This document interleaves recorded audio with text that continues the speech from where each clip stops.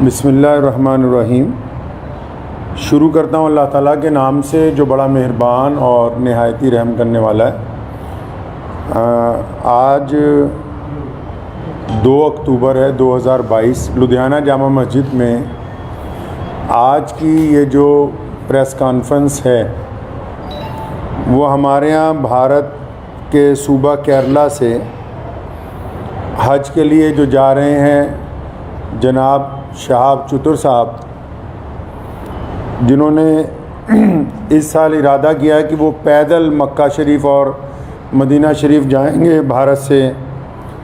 और भारत की आज़ादी के बाद ये पहला ऐसा हज यात्री है जो भारत से पैदल हज के लिए मक्का शरीफ और मदीना मुनव्वरा के लिए जा रहे हैं। पिछले 123 दिनों से ये सफ़र पर हैं और अब तक 3000 किलोमीटर पैदल सफ़र जो है वो कर चुके हैं। कुल इन्होंने 8500 किलोमीटर सफ़र जो है पैदल वो करना है। आज की जो ये प्रेस कॉन्फ्रेंस है ये पहले तो अपील है भारत के सभी लोगों के लिए भी और हमारे पड़ोसी देश पाकिस्तान की आवाम के लिए भी कि शहाब चतुर साहब ने ये जो पैदल हज यात्रा शुरू की तो पिछले 10-15 दिन से क्योंकि जो यूट्यूबर्स उनके साथ चल रहे हैं उनको पूरी मालूमात नहीं है। वो अलग अलग वजह लोगों को, पूरी दुनिया में जो करोड़ों मुसलमान हैं वो रोज़ाना शहाब चतुर की यात्रा की अपडेट ले रहे हैं, लेकिन मैं ये देख रहा हूँ पिछले 15-20 दिन से पूरी अपडेट जा नहीं रही है। उसकी वजह यह है कि जो यूट्यूब में लोग काम कर रहे हैं चैनल्स में, उन बेचारों के पास मालूमात पूरी नहीं है। तो मैं बड़ी ज़िम्मेदारी के साथ लुधियाना की जामा मस्जिद से आप लोगों को ये बताना चाहता हूँ कि शहाब चतुर साहब बड़ी ही इखलास से, मेहनत से, मोहब्बतों के साथ मक्का मुकरमा पैदल यात्रा करना चाह रहे हैं और वो 3000 किलोमीटर 123 दिन में चल के वाघा के करीब खासा जो है वो पहुँच चुके हैं। लेकिन पाकिस्तान की जो सरकार है, शहबाज शरीफ की जो सरकार है और पाकिस्तान के जो भारत में राजदूत हैं आफ्ताब हसन खान, उन्होंने इस हज यात्री को धोखा दे दिया। मैं समझता हूँ ये धोखा इसलिए दिया गया ताकि ये पहली दफ़ा भारत से कोई बंदा पैदल हज के लिए जा रहा है तो पड़ोसी मुल्क की सरकार के पेट में शायद ये भी दर्द हो गया कि एक भारतीय मुसलमान पैदल हज यात्रा पे जा रहा है और पूरी दुनिया के देश जो हैं उसको देख रहे हैं। शहाब भाई ने बजाते खुद किसी को कुछ नहीं बताया अभी तक। मैं अब तक, क्योंकि वो पंजाब, हम लोग पंजाब के रहने वाले हैं, भारतीय पंजाब के, और मैं उनसे अब तक 3-4 दफ़ा मिल चुका हूँ। मैंने पूरी बात जो उनसे मालूम की है, सारे डॉक्यूमेंट्स मैंने उनसे लिए हैं। तो ये बात बड़ी हैरत की खुल के सामने आई कि आप ये देखिए कि भारत सरकार ने और हमारी जितनी राज्य सरकारें हैं, जो हमारे सूबाई गवर्नमेंट्स हैं, जहाँ जहाँ से शहाब चतुर पैदल गुजरे हैं, हमारी सरकारों ने उनको प्रोटोकॉल भी दिया और सारे धर्मों के लोगों ने उनका जगह जगह स्वागत किया है। और पाकिस्तान जो ढिंडोरा पीटता है कि मैं इस्लाम का आलमबरदार हूँ, हम तो जी पूरी दुनिया में इस्लाम के मानने वालों के साथ चलने वाले हैं, उन्होंने शहाब चतुर को आज से 8 महीने पहले कहा कि आप यात्रा शुरू करें, आप जब वाघा के पास पहुँचेंगे तब वीज़ा देंगे। उन्होंने कहा अभी वीज़ा दे दो, तो इन्होंने कहा कि वीज़े की अवधि 3 महीने होती है। अगर आपको अभी वीज़ा दे देंगे तो 3 महीने तो आपने भारत में ही पैदल चलना है, तो जब आप वाघा के पास पहुंच जाओगे तो आपको वीज़ा दे देंगे। जो यूट्यूबर्स ये समझ रहे हैं और लोगों को ये गलत जानकारी दे रहे हैं कि सिक्योरिटी का मसला है, सिक्योरिटी के प्रबंध हो रहे हैं, कोई सिक्योरिटी का मसला नहीं है, कोई ऐसे प्रबंधों का मसला नहीं है, कोई उसके साथ कोई और आदमी वीज़ा लेने के लिए जाना नहीं चाहता। सीधा सीधा मसला ये है कि वो पाकिस्तान का जो एम्बेसडर है भारत के अंदर, उनकी नीयत में खोट आ गया। जब ये आदमी 3000 किलोमीटर का सफ़र तय करने के बाद यहाँ तक पहुँच गया है तो उनको ये दिल के अंदर बात आ गई कि नहीं, इसको पाकिस्तान का वीज़ा जो है वो नहीं देना चाहिए। पाकिस्तान सरकार ने शहाब चतुर को अभी तक पाकिस्तान का वीज़ा ही नहीं दिया है जी।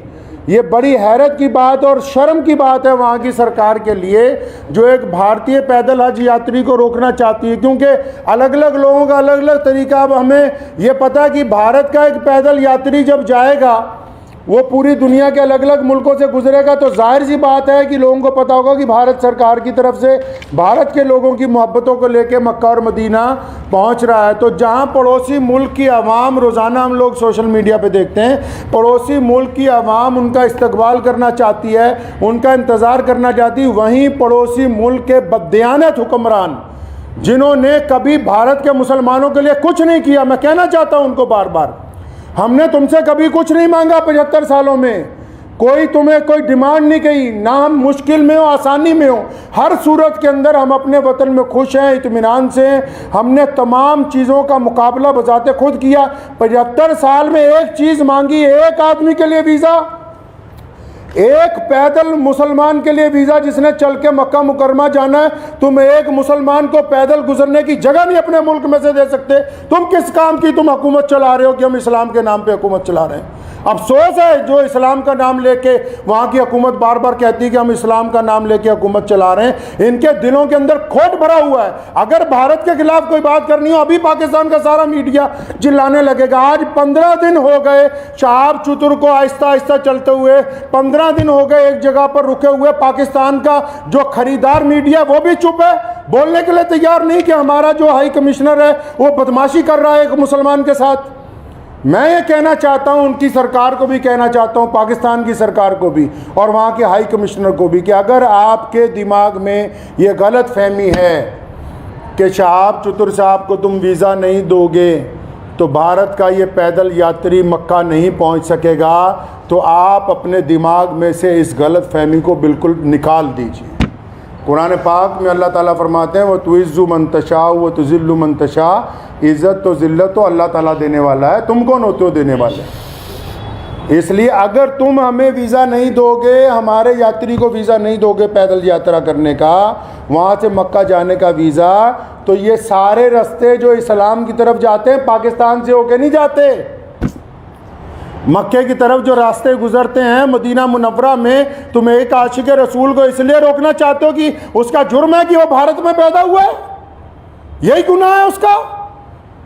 अगर तुम ये कहते हो कानूनी पेचीदगियां हैं, फिर इस्लाम के नाम पर काहे की हुकूमत बनाई है। मैं अगर ये मान लो तुम्हारा तर्क पाकिस्तान एम्बेसी का कि 2-4 कानूनी पेचीदगियां हैं, तो तुम कौन सा मुसलमान हो यार। अगर 2-3 कानूनी पेचीदगियां रह गई, अगर पासपोर्ट में या किसी चीज़ में कोई कमी भी होती, तुम खुद पूरी कर देते कि यार हम स्पेशल तौर पर इसको वीज़ा देने के लिए तैयार हैं कि ये बंदा पैदल हज पे जा रहा है। लोग देखिए, आप बिना कानूनी किसी कार्रवाई के हमारी जिस स्टेट में से गुजरा है, चाहे उस स्टेट में भाजपा की सरकार थी, चाहे उस स्टेट में कांग्रेस की सरकार थी, चाहे किसी स्टेट में आम आदमी पार्टी की सरकार है, हर एक स्टेट ने इस पैदल यात्री को प्रोटोकॉल दिया है, हर एक स्टेट ने इसकी सिक्योरिटी का प्रबंध किया है, हर एक स्टेट ने अपने ऑफिशियल साथ में लगाया कि यार मक्के जा रहा है, मदीना जा रहा है पहली दफ़ा कोई भारतीय, हमारी इतनी रियासतों में से वो गुजर के आ रहा, कहीं कोई परेशानी नहीं, तुम्हारे दरवाजे में पहुँच गया, आप अकड़ गए। क्या बात है, क्यों अकड़ गए जी आप? तो आप क्या समझते हैं कि ये पाकिस्तान से होके बगैर मक्का नहीं जाएगा? जाएंगे अल्लाह के घर पे। मोहम्मद रसूलुल्लाह सल्लल्लाहु अलैहि वसल्लम के रोज़े पर जाने से कोई ताकत नहीं रोक सकती दुनिया की। अगर आप वीज़ा नहीं देंगे तो शहाब भाई इंशाअल्लाह चाइना के रास्ते तजाकिस्तान होते हुए मक्का शरीफ पहुँचेंगे। हम आपके आगे हाथ नहीं फैलाएंगे भीख मांगने के लिए। मैं भारत के प्रधानमंत्री माननीय श्री नरेंद्र भाई मोदी जी से भी गुजारिश करना चाहता हूँ कि आप हमारे देश के प्रधानमंत्री हैं और आपने जहां सबकी बात की है, जहां आपके सारे राज्यों में से शहाब चतुर गुजर के पहुंचा है, मैं आपसे विनती करता हूं कि हमारे विदेश मंत्रालय को आदेश दें कि शहाब चतुर की जो यात्रा है इसको चाइना के रास्ते इसके प्रबंध करवाए जाएं। चाइना सरकार से बात की जाए, तजाकिस्तान सरकार से बात की जाए। अल्लाह ताला ने आपको बड़ी ताकत दी है, अल्लाह ताला ने आपको इस मुल्क की सरबराही अता की है, तो आपसे मेरी ये गुजारिश है, भारत के सभी लोगों से गुजारिश है और पड़ोसी मुल्क के जो अवाम है उनसे भी गुजारिश है कि ऐसे बददियानत हुक्मरानों के यार पीछे लगे हुए हो जो एक मुसलमान को वीज़ा नहीं देना चाहते पाकिस्तान जाने का। तो मैं अपने प्रधानमंत्री जी से अपील करना चाहता हूँ, गुजारिश करना चाहता हूँ कि अगर शहाब चतुर को पाकिस्तान एम्बेसी वीज़ा नहीं देती तो फिर आप चाइना के रास्ते विदेश मंत्रालय को कहें कि चाइना सरकार से बात करके लेह लद्दाख के रास्ते चाइना में से 5-10 दिन में गुजरना पड़ेगा। ये ज़रूर है कि ये सफ़र जहाँ 8,500 किलोमीटर में पूरा होना था वहाँ 9,000 किलोमीटर में पूरा होगा, 9,000 समथिंग के अंदर जाके पूरा होगा। लेकिन मुझे उम्मीद है, और मैंने शहाब चतुर से जब मुलाकात की, एक बात मैं आपको ये बता दूं और पाकिस्तान एम्बेसी को भी बता दूं कि आप किसी के इरादों को नहीं बदल सकते हैं। उन्होंने मुझे बड़ी खूबसूरत बात की।